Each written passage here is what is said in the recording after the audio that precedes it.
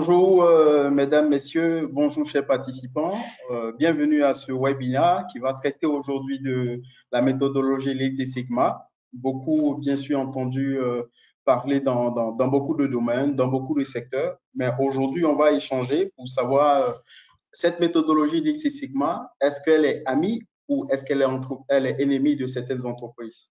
Déjà, il faut déjà savoir que c'est une méthodologie qui permet aujourd'hui à nos organisations d'éliminer tant beaucoup d'éléments de gaspillage, mais aussi de permettre d'avoir un produit qui répond aux besoins spécifiques du client. Je suis Junior Zapré. Je vais assurer la modération de ce panel. Donc, je laisse mes chers panélistes se présenter. Diana. Alors, je suis Diana Kakou. J'ai débuté ma formation dans le milieu de l'agroalimentaire pour ensuite migrer en production pure. Donc, j'ai été production manager pendant certaines années pour de grands groupes en Côte d'Ivoire.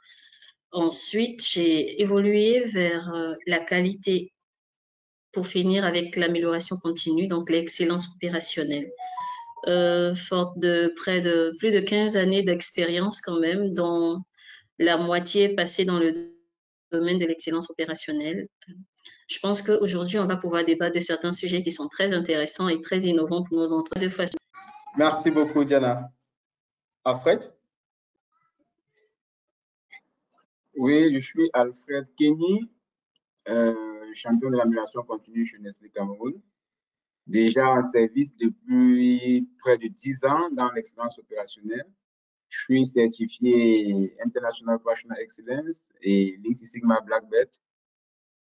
Et aujourd'hui, j'espère qu'on aura, avec les autres panélistes, beaucoup de choses à partager. On va partager nos expériences pour expliquer à l'auditoire, ou alors pour expliquer aux différents participants qu'est-ce que c'est les avantages ou les inconvénients de Lean Six Sigma pour la gestion des entreprises. Merci beaucoup, Alfred. Anas? Bon, je suis Anas Exouli, je suis marocain. Donc, j'ai débuté ma carrière en fonction de management de la qualité. Donc, bientôt, je vais boucler mes 10 ans d'expérience dans le secteur automobile. Donc, j'ai travaillé pour plusieurs équipementiers automobiles, que ce soit pour Volkswagen ou Stellantis. Donc, en même temps, je suis certifié Lean Six Sigma Black Belt et lead auditor ISO 9001 version 2015. Donc, pour le moment, ça me fait plaisir d'être là pour partager avec vous mon expérience. Donc, en ce qui concerne le Lean Six Sigma, et un petit peu éclaircir quels sont les avantages et les inconvénients de Lean Six Sigma et est-ce que toutes les entreprises, ils ont la capacité d'implémenter cet outil-là. Super. Merci beaucoup, chers panélistes, pour votre présentation qui est très, très brillante. Vous avez un très brillant parcours. Je vous en félicite. Alors, pour aller au vif du sujet, alors, est-ce qu'en 1 minute ou en 2 minutes, chacun de vous pourrait, en fonction de vos différentes expériences que vous avez eues, définir rapidement ce que c'est que le Lean Six Sigma et bien sûr, pour vous, en quoi est-ce que cette méthodologie Lean Six Sigma pourrait être l'ami des entreprises? Diana? D'accord. Donc, je pense que je suis la seule dame, donc c'est à moi que revient l'honneur d'ouvrir la discussion de ce panel. Lean Six Sigma. Déjà, il faut dire que Lean Six Sigma, c'est la rencontre de deux puissants outils que sont le Lean Management et le Six Sigma. Donc, en quoi est-ce que Lean Six Sigma peut être un ami pour une entreprise? Je pense qu'aujourd'hui, nous sommes dans un contexte de compétitivité au niveau des entreprises. Tout le monde cherche à être le meilleur, à accroître la satisfaction de ses clients et de ses consommateurs. Et dans ce cadre-là, toute entreprise qui migre vers l'approche Lean Six Sigma est, on va dire, une entreprise visionnaire, peut être considérée comme étant une entreprise visionnaire. Pourquoi? Parce qu'avec cette méthode, d'abord, on va identifier tout ce qui est gaspillage, donc tout ce qui est perte et gaspillage. Et avec la méthode Six Sigma, on va adapter des résolutions. C'est une approche de résolution de problèmes. de façon succincte, c'est comme ça que je décrirais Lean Six Sigma. Ce serait l'entreprise qui veut à long terme être compétitive et le demeurer, doit déjà s'approprier la démarche qui consiste à identifier toutes les anomalies et tout ce qui est qu'on peut appeler pertes, je veux dire, en griffe, et pouvoir y adapter les résolutions, les méthodes de résolution de problèmes qu'il faut pour pouvoir résoudre ces problèmes-là et gagner en temps, gagner en matière, gagner en argent. Voilà de façon succincte en quoi pour moi on est amis des entreprises par l'application ou par l'implémentation de Lean Six Sigma. Merci beaucoup, Diana. Très, très belle définition.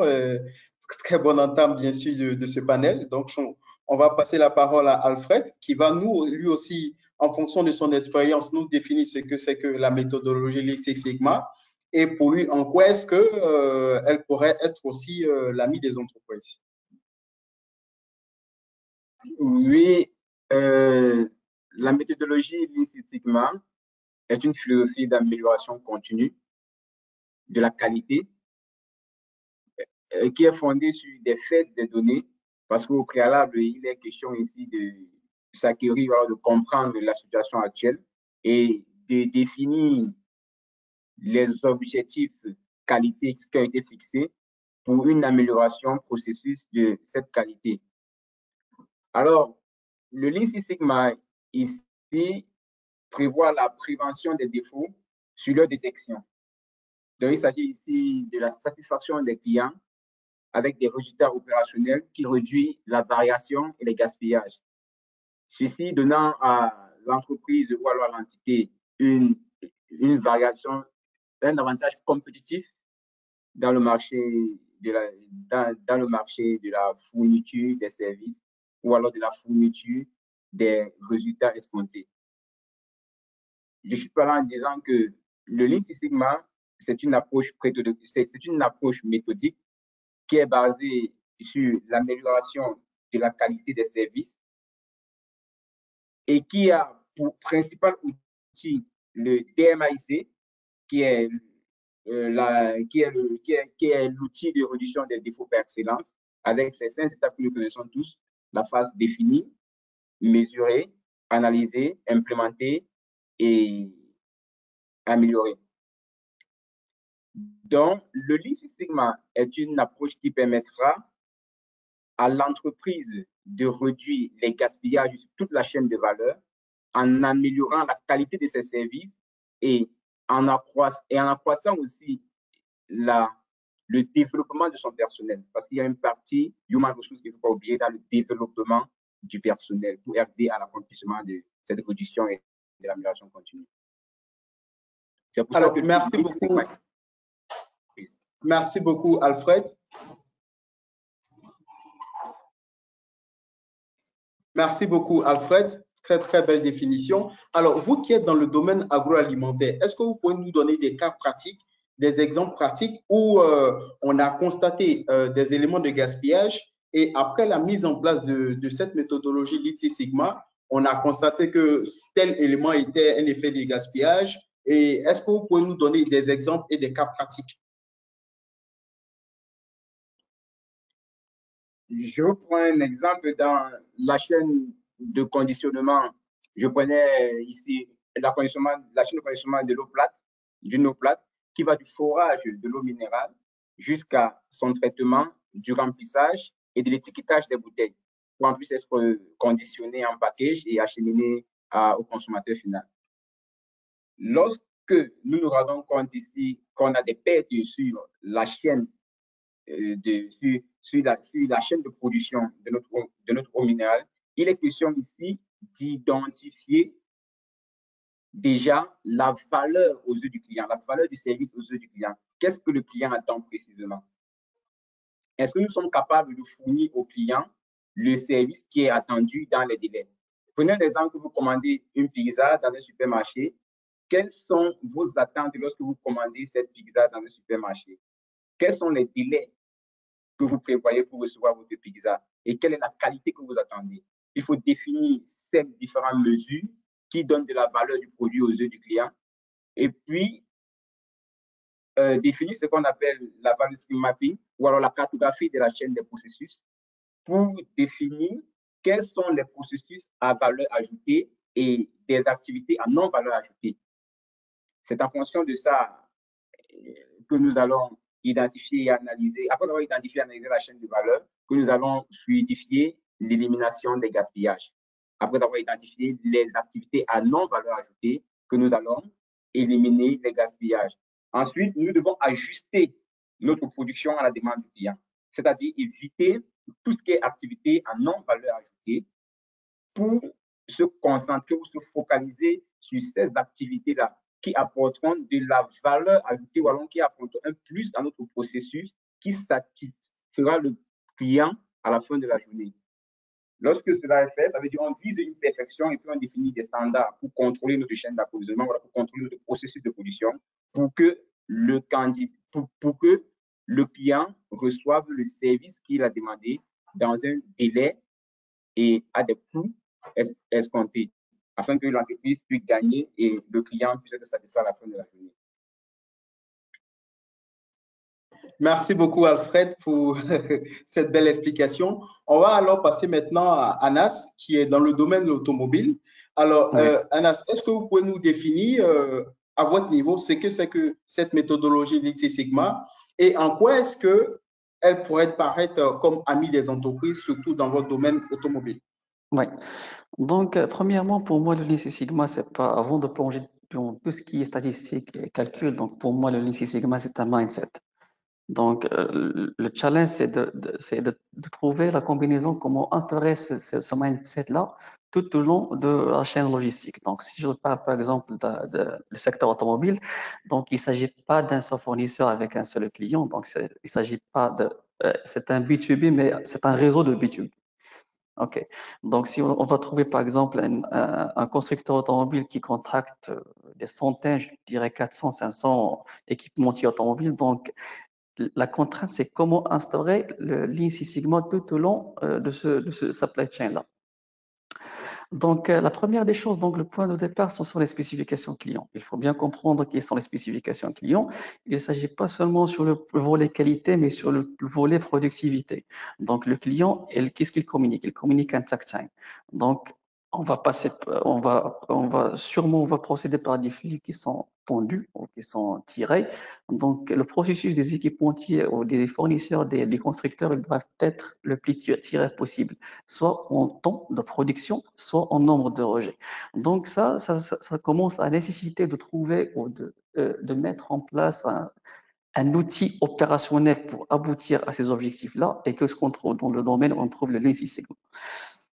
Donc, pour arriver à un pourcentage de 99,73% des pièces produites qui sont acceptables, ou si on parle de 3,4%, 3,4 défects par million ou défauts par million, donc c'est pas un chiffre qui est assez simple d'atteindre. Il faut un travail colossal, un travail d'effort, un travail d'équipe, un engagement, une implication de personnel, l'implication de la direction, etc., des ressources, des investissements. Donc c'est pas assez facile d'aboutir à ce chiffre-là ou à ce nombre-là. Donc certainement, c'est un ami, mais ça peut être un ennemi en même temps parce que ça nécessite, comme je viens de citer, des investissements. Et comme vous savez, donc si vous travaillez dans des entreprises multinationales, donc on parle aux chasses de gaspillage et chasse aux fausses dépenses.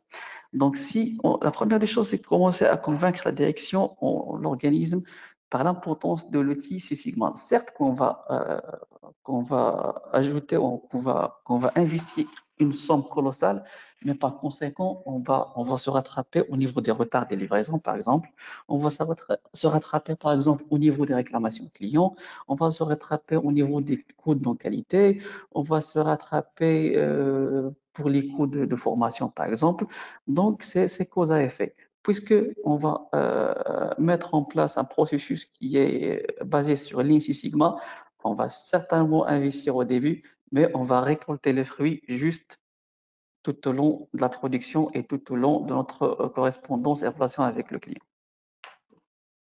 Super, merci beaucoup Anas. Effectivement, vous avez parlé d'un élément très important. On va revenir tout à l'heure sur la seconde partie de savoir est-ce que cette méthodologie aussi peut s'apparenter à l'élément ennemi. Mais alors, tout à l'heure, vous avez parlé d'investissement colossal. Alors, pour vous, de par votre expérience, comment vous êtes arrivé à comment vous avez convaincu, en d'autres termes, la direction générale, par exemple, d'investir dans cette méthodologie, d'investir dans cette démarche, quand on sait que ce sont des investissements colossaux? Comment vous avez démontré ça? Donc, la meilleure des façons de le faire, c'est de convaincre la direction, c'est-à-dire de poser deux images. Donc, l'image avant l'instauration de Lean Six Sigma et l'image, c'est après l'instauration de Lean Six Sigma. Donc, dans notre domaine d'activité, donc, on parle d'un outil qui est très performant là-dessus, c'est le VSM. OK, le Value Stream, l'AVSM, en fait, c'est le Value Stream Mapping. Donc, c'est un outil qui nous permet de cartographier ou visualiser le processus, soit en interne, soit en externe.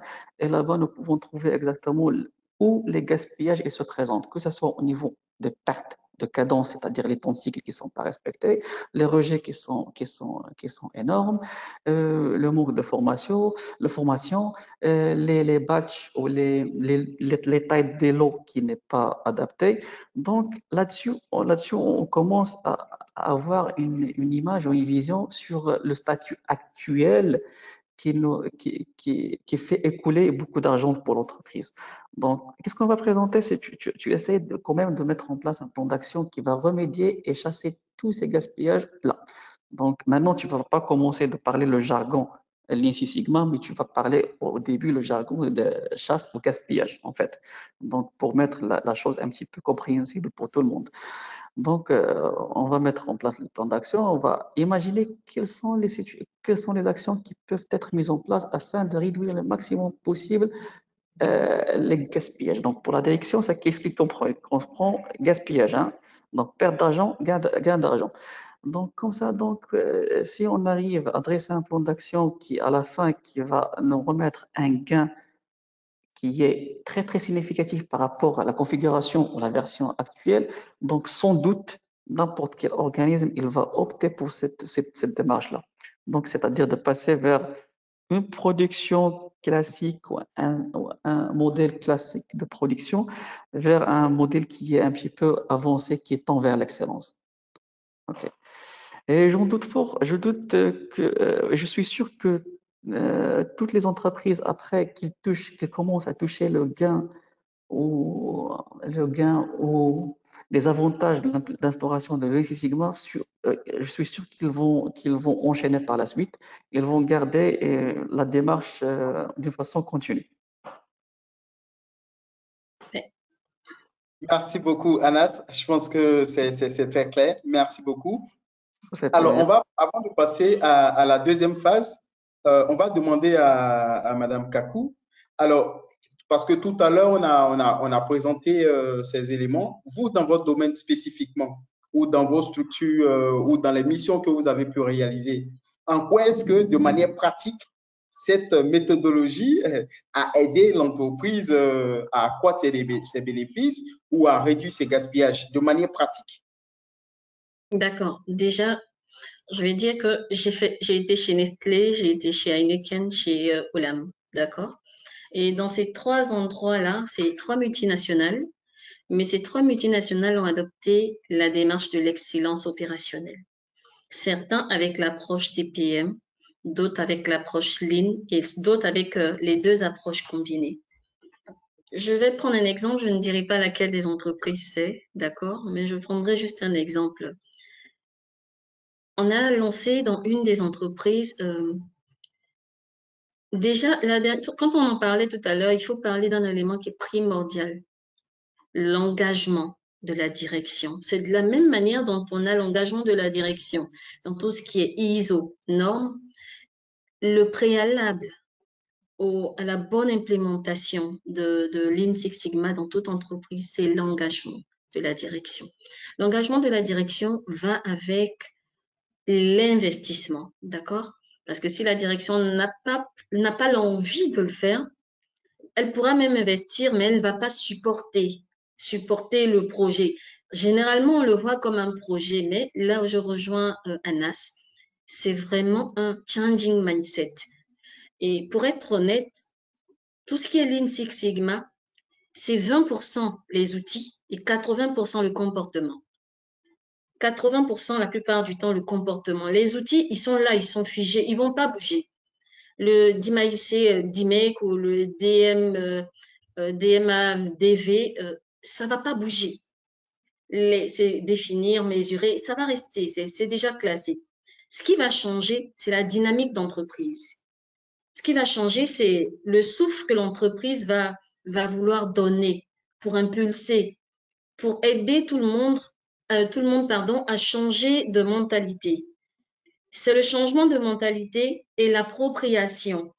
Tout le monde devient honneur du business. Là, ce n'est plus le comité de direction qui parle, mais c'est l'employé à tous les niveaux, à tous les échelons, qui devient propriétaire de l'entreprise. Donc, qui, à chaque niveau de la hiérarchie, est en train de chercher à arrêter le gaspillage.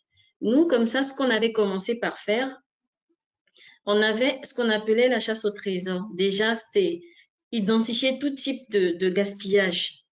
On appelait ça des trésors parce que pour nous, quand tu sauves une fuite d'eau, tu es en train d'économiser de l'argent, d'accord? Quand tu arrives à identifier une fuite de matière dans un process de transformation et qu'on arrive à étancher la fuite, on peut économiser de l'argent, donc réduire les coûts de production. Du coup, on a lancé l'initiative de la chasse au trésor. C'était de petits trésors, donc une fuite d'air par-ci, une fuite d'eau par-là, une fuite de matière par-ci. Après, c'était la chasse au gaspillage. Donc, on a identifié toutes les activités à non-valeur ajoutée, comme le disait Alfred, les déplacements fréquents. Donc, je pense que tous ceux qui sont en train de suivre sont un peu familiers du Team Woods. Donc, on sait aujourd'hui qu'est-ce que c'est que les mouvements non souhaités. On sait ce que c'est que la surproduction. On sait ce que c'est que le stockage, l'inventaire. Donc, tout ça, on a essayé de les traquer. Comment on a fait? On a mis en place toute une série de projets. On a eu plusieurs personnes qui étaient des leaders de projets qui ont été formés déjà à la méthodologie d'IMAKE. Et ils ont mené ces projets-là. Ce que je peux vous dire, comment on a réussi à tirer tout le monde, c'est quand chaque trimestre, on arrivait après la fin du trimestre avec le pilotage de nos indicateurs, de nos objectifs, à faire ressortir les pertes qu'on avait, les initiatives qu'on a eu à mener et les gains qu'on en a tirés.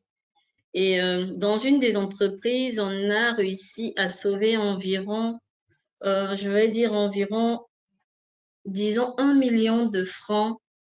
1 million de francs, on peut l'estimer presque euros. Voilà, 900 000 euros par là qu'on a réussi à sauver dans une période d'1 an en cost saving et aussi des cost avoidance. Donc, on évite de perdre parce qu'on n'est pas en train de sauver par rapport à notre budget.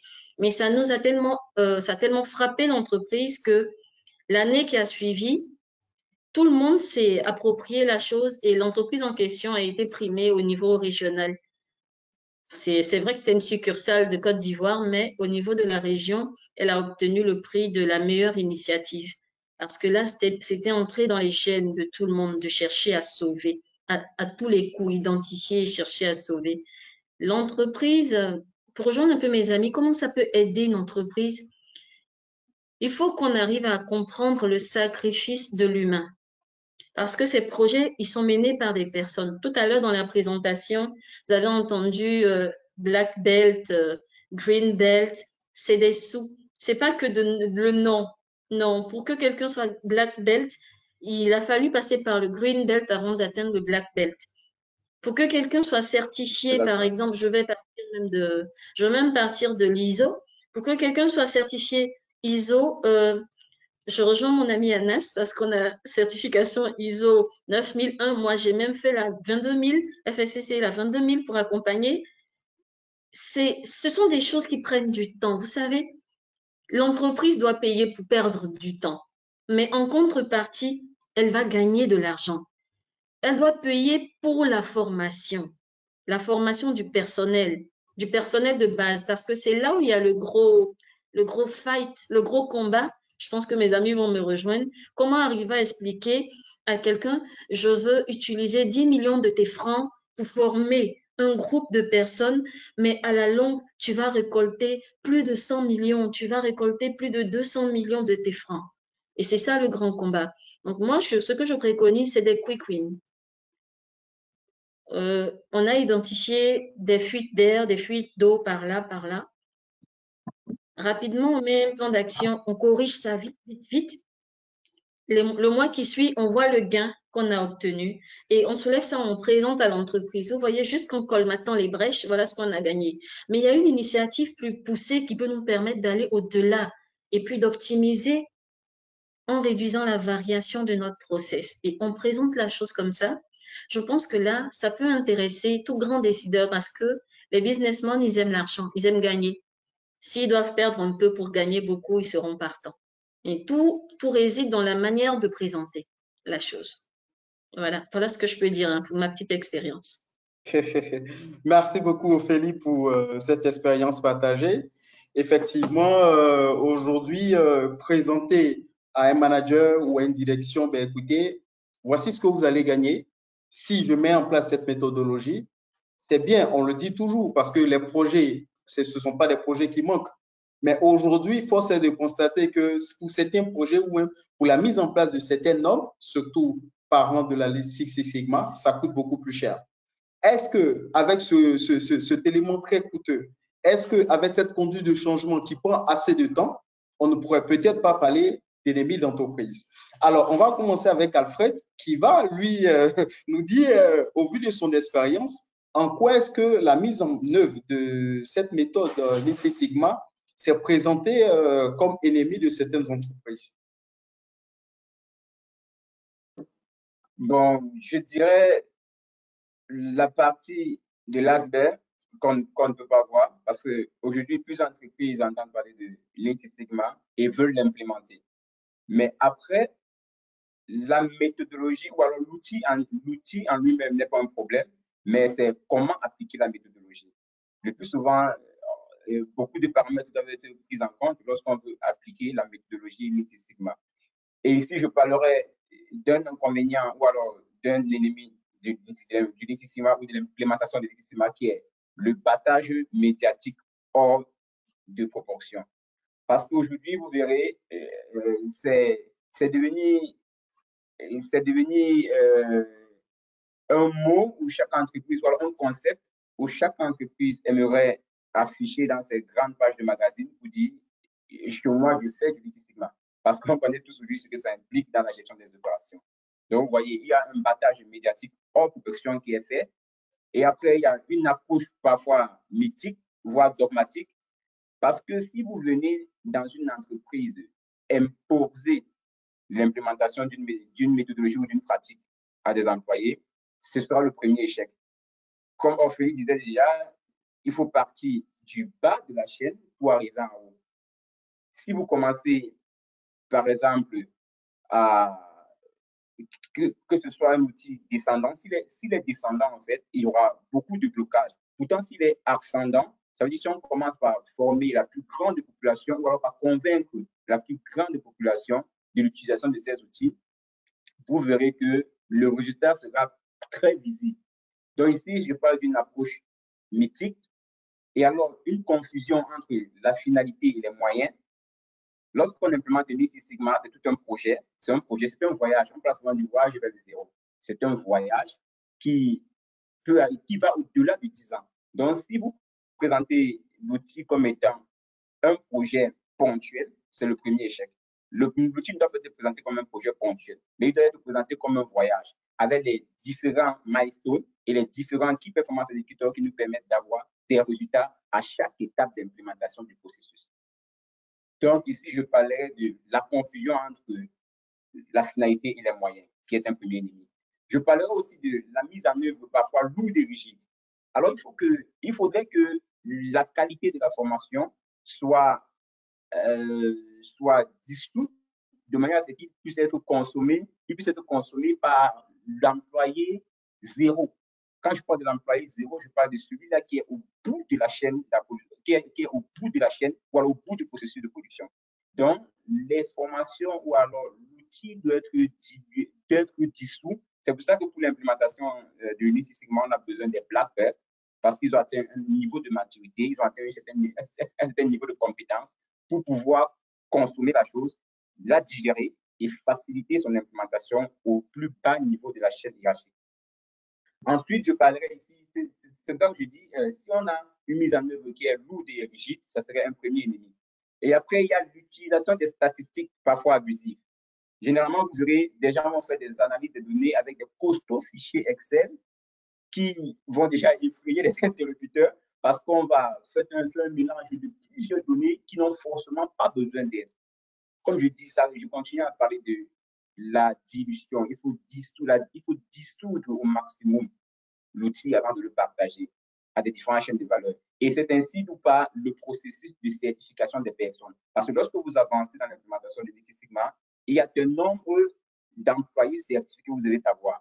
Du white belt, du green belt, du yellow belt, du white belt, du green belt et du black belt. Au fur et à mesure que l'implémentation avance, vous avez des équipes à certifier en fonction du nombre de projets, par exemple, qu'ils ont pilotés. On estime plus ils comprennent l'implémentation, plus on avance dans son déploiement.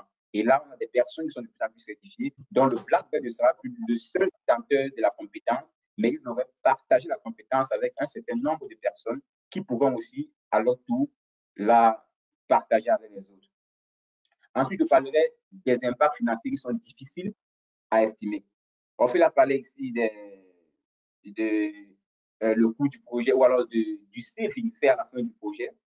Mais parfois, il est difficile d'estimer le coût de l'implémentation du Six Sigma, puisqu'il n'est pas toujours ici de gaspillage en termes de matières premières qui est facilement estimable en coût. Il faut savoir que le Lean Six Sigma a tant de même un impact sur les coûts financiers de l'entreprise comme sur le mindset des employés. C'est là où je parle de la partie mindset development. Parce qu'il y a une partie mindset de l'employé qu'il faut travailler, que l'employé se sente comme actionnaire de l'entreprise. Et ici, Lean Six Sigma est un outil incontournable pour cela. Alors, si l'impact financier ou alors l'impact du Lean Six Sigma est mal expliqué ou alors est mal déterminé, mal défini, on verra cela comme un premier ennemi de l'entreprise. Donc, je dirais ici que le Lean Six Sigma lui-même n'est pas du tout un ennemi de l'entreprise, mais son implémentation peut être un ennemi de l'entreprise. D'où les questions ici de bien dresser sa méthodologie et un plan d'implémentation bien détaillé pour aborder la question en ce qui concerne les entreprises. Et rappelons que Lean Six Sigma n'est pas seulement pour les usines industrielles et pour les entreprises industrielles. Non, non. Aussi dans des banques, dans des entreprises d'assurance et banques, dans des entreprises de services, dans des entreprises dans des entreprises de prestations du secteur tertiaire et de la vente, on peut implémenter le Lean Six Sigma. Il est juste question ici de mesurer ce que l'on veut impacter. OK, merci beaucoup, Alfred. Effectivement, vous avez pris beaucoup de détails, beaucoup de plaisir surtout à détailler tous ces éléments. Merci beaucoup. Alors, Anas, selon vous, en quoi est-ce que, puisqu'on est dans la deuxième partie de ce sujet, en quoi est-ce que cette méthodologie, en plus de ce que vous avez déjà dit en termes d'avantages ou amis, pourrait être perçue comme ennemi pour une entreprise? Donc, tout simplement, elle peut être perçue comme ennemi pour l'entreprise si elle est mal exploitée. Donc, si la plateforme, si le Six Sigma n'est pas fondu sur une plateforme propice ou avec des gens qui sont motivants, qui tirent vers la réalisation des objectifs, parce que comme Diana a dit, donc le Lean Six Sigma ou Six Sigma, en fait, Six Sigma, c'est un projet. Donc, et chaque projet, il est constitué des jalons. Et de ces jalons-là, ils nous donnent l'opportunité de mesurer notre statut actuel. Et si pour l'instant T est égal à, par exemple, à T1, si les objectifs de la démarche, ils sont bien remplis ou non.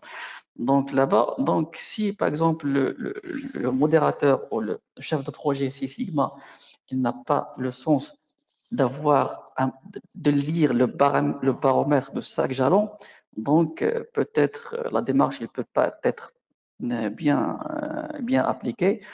Et au fin de compte, donc on parle d'un projet qui n'est pas rentable, ou d'un projet qui n'est pas faisable, ou d'un projet qui n'est pas réalisable. Donc la chose qui ne peut pas être faite si toutes les démarches ou les étapes ils sont bien respectées. Donc, pour moi, pour réussir cette démarche, pour qu'il ne se transforme pas en ennemi, il doit être bien modéré. Les personnes doivent avoir la qualification suffisante pour comprendre chaque jalon, chaque étape de l'implémentation de Six Sigma. Le Six Sigma, on parle pas c'est pas une philosophie comme ça, mais ça nécessite un petit peu de rentrer dans le détail. Donc, un détail qui est qualitatif et quantitatif. Donc, on parle des outils statistiques qui doivent être utilisés. Donc, si par exemple le personnel ne sait pas lire, ou ne savent pas c'est quoi le MSP ou le MSA, donc là-bas, là, on va pas parler d'une réalisation ou le projet ne va pas se compléter de façon adéquate. Donc pour ça, je reviens vers le début, je vais dire que c'est la plateforme. Donc le départ, il doit être il doit être bien réalisé dès la phase de définir. Si par exemple on a mal défini notre objectif, on a mal défini notre point de départ, on a mal défini pourquoi on est là, sûrement le point d'arrivée, ça va être autre chose, à part de ce qui était planifié. Donc les résultats ils vont être biaisés par rapport aux objectifs. Hein. Donc, comme ça, on va parler d'une démarche Six Sigma qui est mal instaurée, et comme ça sera un ennemi. Donc, c'est ça mon point de vue. Merci beaucoup, Anas, pour cette très belle explication.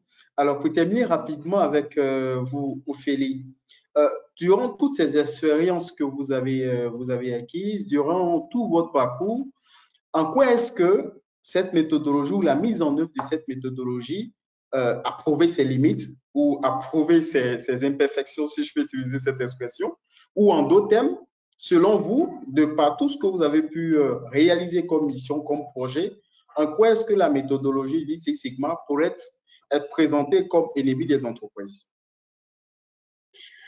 Je dirais honnêtement, la méthodologie en elle-même, comme l'on dit, c'est tout fait pour gagner, ok? Mais je vais revenir sur mon élément principal pour avoir expérimenté sous multiples facettes cet élément-là. On a la chance d'avoir Anas qui vient du milieu automobile parce que dans l'automobile, c'est là où est né ce concept-là. Donc, l'agroalimentaire l'a adopté de l'automobile. Donc, dans le milieu automobile, vous avez la petite chose que je pense que on ne voit pas son importance, mais tout le monde y assiste lors des courses rallye, le changement de pneus. Le changement de pneus lors des rallyes, c'est, on va dire, la définition même d'éviter le gaspillage. Et l'écurie qui réussit à faire son changement de pneus le plus rapidement possible, ça fait partie en fait de tout ce qui va impulser la victoire de tous ces coureurs-là. C'est ce petit quelque chose, je pense, voir des pères de famille tous attroupés comme ça, en train d'attendre chacun avec son pneu, qui avec son outil, attendre juste que leur coureur arrive, juste se garer. Et là, il y a un concours. Nous, on ne le sait pas, mais entre eux, les écuries le savent. Il y a un concours. Celui qui va réussir à changer le pneu dans le plus court temps possible. C'est ça le concours des écuries, en fait. Par derrière, il y a la performance du pilote et tout ça. Mais c'est ça le vrai concours des écuries. En combien de temps j'arrive à changer? Et la puissance du moteur qui va partir avec... la puissance que le pilote va réussir à démontrer. C'est une histoire d'équipe. L'ennemi, pour moi, en quoi est-ce que le Lean Six Sigma peut être ennemi d'une entreprise? C'est dans la conduite du changement, tout simplement. Pourquoi je le dis? Parce que changer, ça fait peur à tout le monde. À tout le monde. On est bien confortable comme ça. Là, on est en train de vous parler. Si tout de suite, on reçoit un coup de fil, on vous dit, bon, demain, vous partez en mission. Là, on parle, bon, disons en Irak, parce que c'est un peu plus chaud là-bas. vous allez en mission en Irak, ou bien, bon, là, demain, Alfred, Anas, Diana et Junior, on vous envoie tout de suite demain, on vous envoie là où l'actualité, tout va bien là, parce qu'on parle là, juste à côté de la Russie, on vous envoie en Ukraine demain, allez développer l'unité Sigma là-bas tout de suite. La première chose qui va nous venir, c'est la peur. Donc, la peur de l'inconnu. Je ne dis pas qu'on ne connaît pas l'Ukraine, mais on n'est peut-être pas habitué à se cacher sous le sifflement des balles. Donc, c'est de l'inconnu pour nous. On a peur. Et il faut changer sa mentalité pour adopter Lean Six Sigma. C'est là où je vois qu'il y a un inconvénient parce qu'une entreprise super hiérarchisée, d'accord? On a le chef, ensuite on a les sous-chefs, ensuite on a les sous-chefs des sous-chefs, ensuite, ça sera très difficile parce qu'il y a des habitudes qui sont là depuis très longtemps. Il y a des habitudes qui sont ancrées dans les personnes. Donc, leur demander de quitter un point A pour un point B, qu'ils ne connaissent pas, qu'ils n'ont jamais expérimenté. Mais vous êtes le champion qui a déjà expérimenté ça. Vous êtes le champion qui est allé en formation. Vous connaissez les biens fondés. Et vous venez, vous êtes en train de... Vous êtes le Moïse de la troupe. Je prends cet exemple-là. Je veux permettre, s'il vous plaît, venez, qu'on traverse la mer Rouge. Il y a Canaan devant. Mais ils n'ont pas envie. Ils ne connaissent pas. Ils ne voient pas ce qu'il y a là-bas. Vous êtes le seul à voir. Vous êtes le seul visionnaire. Le changement, il est difficile. Et c'est là où beaucoup d'entreprises voient Lean Six Sigma comme c'est un inconvénient. Parce que ça va nous déboussoler, ça va nous déraciner parfois de nos acquis. Donc, il faudrait avoir la sagesse et l'intelligence d'arriver à maintenir ce qui est acquis par cette entreprise-là et à lui proposer la solution innovante qu'est Lean Six Sigma. C'est pour ça qu'il est crucial. Et ça, c'est ce que moi, je conseille à toute entreprise qui veut se lancer vers cette initiative-là. Il faut qu'elle passe par une formation sur la conduite du changement pour tous ces managers et par la gestion du changement. C'est primordial. On ne court pas vers l'inconnu. On ne court pas vers l'inconnu. Et quand on va commencer, on ne va pas avoir les résultats tac, tac, comme ça, du premier coup. Non, c'est pas possible. On peut avoir des petits gains, mais on va échouer quelquefois. Il faut pouvoir avoir les arguments et c'est là où on doit s'appuyer sur tout ce qui est statistique. Les chiffres, ils parlent d'une autre manière que le son de la voix, mais les chiffres, ils parlent. Donc, en présentant des chiffres, on devient des marketeurs. Il faut être un bon marketeur aussi. Il faut savoir vendre le concept. Si on n'arrive pas à le faire, on peut perdre. Donc, l'inconvénient, c'est ça. Avoir des personnes qui ne sont pas prêtes à changer. Vous pouvez envoyer la bonne initiative, comme Alfred le disait. La direction a compris le bien fondé. On a décidé de mettre ça en place. Donc, c'est un top-down pour les travailleurs. Vous devez implémenter Lean Six Sigma. Super. Ils n'ont pas le choix. Ils ont besoin de leur emploi. Ils vont dire oui, oui, oui. Oui à tout. Mais dans l'implémentation, vous allez voir la courbe du changement. Il va falloir l'explorer maintenant parce qu'au début, ce sera pourquoi on ne veut pas, mais on marche, ça marche déjà bien, on a des résultats, pourquoi vous voulez nous faire changer? Après, ça sera, on n'a pas envie d'y aller. Après, bon, on nous y pousse, bon, faisons comme on peut. Et après, ça sera bien. On dirait que ça donne des choses intéressantes. Et on va se maintenir. Et on va évoluer et se maintenir et évoluer. Donc, le changement. Pour moi, c'est là où tout le monde bute, le changement. De la direction jusqu'au dernier des employés de la chaîne du maillon. Il faut préparer le changement. Ça peut prendre 1 an, ça peut prendre 2 ans. Vous pouvez commencer, et je pense que mes collègues là, ils sont bien placés pour le dire aussi, en même temps que moi. Vous allez former tout le monde cette année, mais l'année prochaine, vous n'allez pas forcément avoir les résultats. Vous pouvez avoir 50% de ce que vous avez escompté, mais dans la durabilité, vous allez avoir plus que ce que vous avez espéré. Donc, le tout est dans le changement. La difficulté d'aller vers le changement, c'est là où c'est un inconvénient pour beaucoup d'entreprises parce que tout le monde n'est pas prêt à changer. C'est un peu là que je peux... Et je me souviens, dans une entreprise, c'était changement maintenant pour tout le monde ou bien tu pars. Ça a été ça, c'était un mot très fort prononcé par la tête de la tête de la tête. Et quand cette personne parlait, elle ne s'adressait pas aux employés, elle s'adressait aux leaders, aux managers des managers.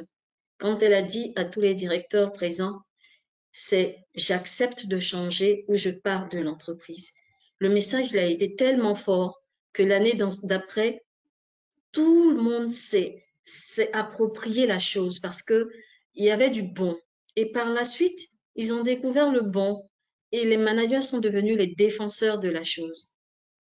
Et c'est le petit quelque chose que je voudrais ajouter. Pour le réussir, il faut changer la mentalité. Donc, accompagner le changement. Merci beaucoup, Ophélie. Je pense qu'on a vraiment détaillé ces deux grandes parties de cette norme ou de cette méthodologie Six Sigma. On a parlé des éléments de gaspillage, on a parlé du fait qu'on pourrait accroître nos bénéfices, on a parlé du fait que surtout l'élément qui est très important, et c'est en même temps dans tous les projets, la conduite du changement.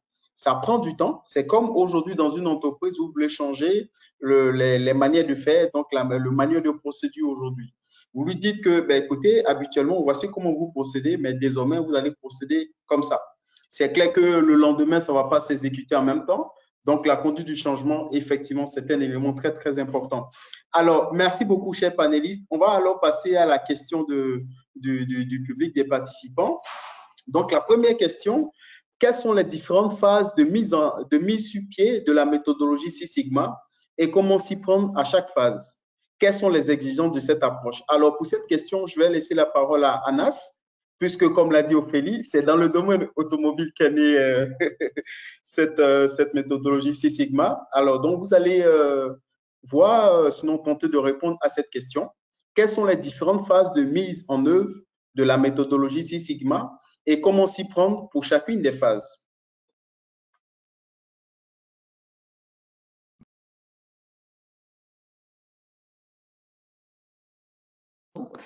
Ok, d'accord. Donc, si on parle de la méthode d'MIC, donc, comme tout le monde le sait, donc, ce sont des étapes pour la mise en place de Lean Six Sigma. Ok, donc la première phase à suivre, c'est le D, c'est-à-dire de définir. Ok, donc la première chose, c'est de définir, c'est-à-dire qu'est-ce qu'on va définir? On va définir c'est quoi la problématique qu'on a. Ok, on va définir c'est quoi l'objectif. On doit définir c'est quoi l'équipe de travail qui va y participer. On doit définir quels sont les outils nécessaires à adopter. C'est ça. Donc après, on va passer à la phase de mesurer. Donc on va mesurer ce qu'on a sur l'instant. Si on parle par exemple d'un milieu automobile dans lequel je travaille, donc qu'est-ce qu'on va mesurer par exemple? On va mesurer par exemple combien de ppm qu'on a des rejets internes qu'on a sur la production. Combien les niveaux de stock qu'on a, soit au niveau des encours, c'est-à-dire entre les postes, ou au niveau du magasin. Quels sont le nombre de retards qu'on a pour le moment? Donc, ce sont des collectes, des informations qu'on a. Donc, la chose la plus importante, ce sont les variations. Donc, si on est capable, par exemple, de mettre en place, par exemple, des cartes de contrôle sur les machines de production, donc là-bas, nous pouvons savoir quelles sont les variations qu'on a sur notre processus de production. Donc, par rapport aux limites inférieures et limites supérieures, ou par rapport aux tolérances qui sont définies, par le client. Euh, euh, donc après, on va parler de la phase de improve ou améliorer. Donc après, on va passer au redressement de plan d'action. Premièrement, qu'est-ce qu'on va améliorer? Et deuxièmement, comment on va améliorer? Donc là, dans cette phase-là, on va commencer de dresser les plans d'action pour se remettre en conformité, soit pour être conforme aux objectifs qu'on a mis en place. Si je parle Lean Six Sigma, donc je parle de 3,4 défauts par million. Donc, ça, comme je viens de citer, ce n'est pas un chiffre qui est assez simple, mais là-dessus, il doit être implémenté un task force pur et dur pour atteindre cet objectif-là. Et à la phase finale, c'est contrôle. Donc, après la mise en place des actions qu'on a définies sur la phase de improve, donc on doit les contrôler. Donc, ce ne sont pas des actions qui sont volatiles, qui vont être implémentées du jour au lendemain, seulement pour se redresser dans l'instant T. Mais ce sont des actions qui doivent être, il faut trouver l'astuce comment pérenniser ces actions-là. Donc, c'est-à-dire, cette action-là, elle doit être gardée et en même temps, elle doit être améliorée au fil du temps. Au fil de temps. Donc, la phase de contrôle, c'est un pilier qui est très, très important parce que c'est lui, c'est une cale. Pour moi, c'est une cale qui ne va pas laisser le processus de se remettre en arrière, ok, et de revenir à l'état précédent. Et en même temps, c'est dans cette phase-là où les personnes ils peuvent, quand on vient de citer les différents types de personnes, je ne parle pas des yellow ou white ou green ou black, toutes les personnes, parce que pour moi, il y a une chose pour moi qui est très importante parce qu'on dirait on recrute pas des deux bras, mais on recrute un cerveau. Donc, toutes les personnels, à partir des opérateurs, donc ils peuvent contribuer dans cette phase de contrôle et de proposer par eux-mêmes des idées qui peuvent garder les résultats qui sont déjà achevés. Donc, pour moi, ce sont les étapes de façon assez succincte et diagonale pour la mise en place d'un Six Sigma qui est assez léger, mais pour assez léger, mais les mêmes étapes elles peuvent être poursuites pour tout type de projet Six Sigma. Merci beaucoup Anas pour avoir répondu à cette question. Alors, la prochaine question, je pense que là, il ne nous reste plus assez de temps, mais la prochaine question de savoir, là, je vais l'adresser à Alfred. Alors, vous qui êtes au Cameroun, est-ce que, à part les multinationales, est-ce qu'il y a eu certaines autres entreprises qui, peut-être familiales ou même locales, ont montré beaucoup de réticence à la mise en œuvre de cette méthodologie? Bon, je dirais, ici au Cameroun, l'implémentation de l'ICCMA reste encore un mythe. Ça reste encore un mythe. Parce que, comme tu dis, il y a uniquement des entreprises, il y a uniquement des multinationales qui ont déjà commencé à l'implémenter. Et lorsque tu rentres même là-dedans et tu essayes de faire une comparaison, il n'est pas souvent implémenté en Afrique de la même manière que des succursales européennes. Vous voyez? Donc, l'entreprise implémente le concept, mais en Europe, il ne marche plus bien, ou alors en Occident, il ne marche plus bien, ou dans d'autres pays plus développés, il ne marche plus bien. Mais en sous-région ici, c'est encore embryonnaire, ou alors c'est pas toujours ça, c'est pas toujours ce qu'on attend. Donc, on a juste des entreprises multinationales qui font un effort dans ce sens. Mais aujourd'hui, avec la nouvelle génération des investisseurs ou des entrepreneurs, des propriétaires d'entreprises, qui commencent à comprendre ce qui est de la compétitivité. Aujourd'hui, pour être compétitif, il ne faut pas augmenter le coût, ou alors il faut augmenter le coût de votre produit fini, mais il faut maintenir le coût du produit fini et improve dans les processus, ou bien réduire le coût de transformation du produit. Mais si vous augmentez le coût définitif du produit, vous allez perdre les parts de marché. Donc, beaucoup de top managers commencent à comprendre qu'il faut implémenter des outils qui nous aideront à optimiser nos opérations pour réduire les coûts de processus des produits plutôt que le coût du produit final. Très bien, merci beaucoup Alfred. Alors, la dernière question, je vais l'adresser à Diana Kakou. Bien sûr, vous qui avez fait d'abord la 9001, donc pour parler du SMQ avant de faire le Six Sigma, la question est à vous. Le participant dit qu'il n'arrive pas à cerner la vraie définition du Six Sigma. Est-ce que c'est un outil à insérer lors de l'implémentation de l'ISO 9001 ou c'est un outil à utiliser pour améliorer le SMQ? Je dirais simplement à notre ami de ne pas trop se mélanger les pédales. Le SMQ, c'est une démarche, c'est une approche bien structurée, d'accord? C'est une approche qualité qui réunit beaucoup de procédures, de processus. C'est vrai qu'on entend processus et tout ça, mais il faut essayer de dissocier les deux. À la longue, je dirais, un bon quality manager, c'est pas le policier qui dit aux autres, c'est mauvais, ton produit au rebut, Vous voyez ce que je veux dire? On a l'habitude de voir la qualité comme un policier. Vous finissez de produire et puis vous venez et puis vous dites non, non, on retravaille. Non, non, c'est un rejet. Et c'est cette approche de Lean Six Sigma là, quand on l'ajoute et quand on l'adosse à la qualité, qui donne tout son sens à la qualité. Quand on cherche la qualité d'un produit, on cherche à obtenir la meilleure valeur possible du produit pour le consommateur. Donc, c'est quelque chose qu'on peut combiner.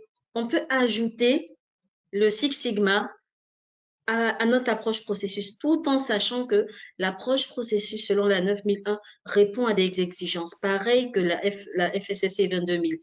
Ces deux approches répondent à des exigences très précises en matière de qualité. Mais le chapitre 10 de ISO parle de l'amélioration continue. Et quand on regarde cette partie amélioration continue, on peut se dire Lean Six Sigma, c'est vraiment un outil pour l'amélioration continue. Ce n'est pas le seul outil. Ce n'est pas le seul outil d'amélioration continue, mais c'est l'un des outils très puissants d'ailleurs. C'est pour ça que son implémentation donne à réfléchir. Un très puissant outil pour l'amélioration. Et c'est ce que je peux dire à notre ami. Soit un bon quality guide en suivant toutes les approches et méthodologies selon ISO, mais ne soit pas que la personne qui bloque le produit, soit la personne qui aide à résoudre les problèmes que vous rencontrez en cours de production et qui font que vous avez beaucoup de coûts de non-qualité. Donc, en réduisant ces coûts de non-qualité, adopte l'approche Six Sigma, qui est une puissante méthodologie qui va te permettre d'arriver à avoir ton produit pile poil dans les spécifications que ton client et ton consommateur est prêt à payer. Voilà ce que je peux lui dire pour essayer. Merci beaucoup, Diana, pour la réponse à la question. Alors, je vous laisse en même temps le micro pour votre mot de conclusion. Qu'est-ce qu'on pourrait dire de ce sujet que nous avons aujourd'hui débattu? Les Six Sigma, amis ou ennemis des entreprises?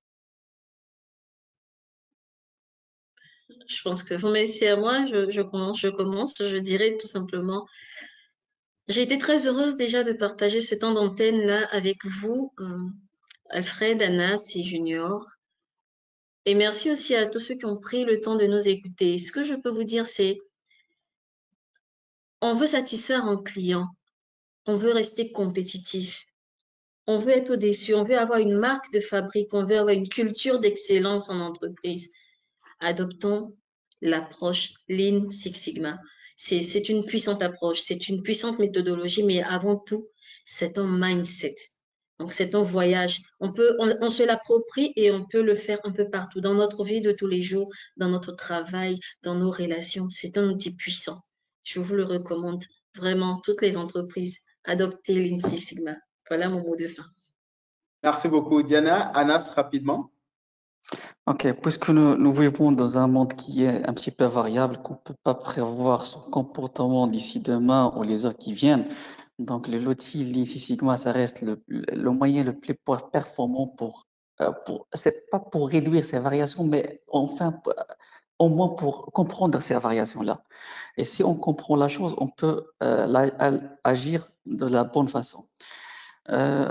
Donc pour moi, par rapport à cette conférence-là, c'était une très bonne expérience de rencontrer mes amis Diana, Junior et Alfred. Donc j'espère bien qu'on se retrouvera dans les prochaines conférences.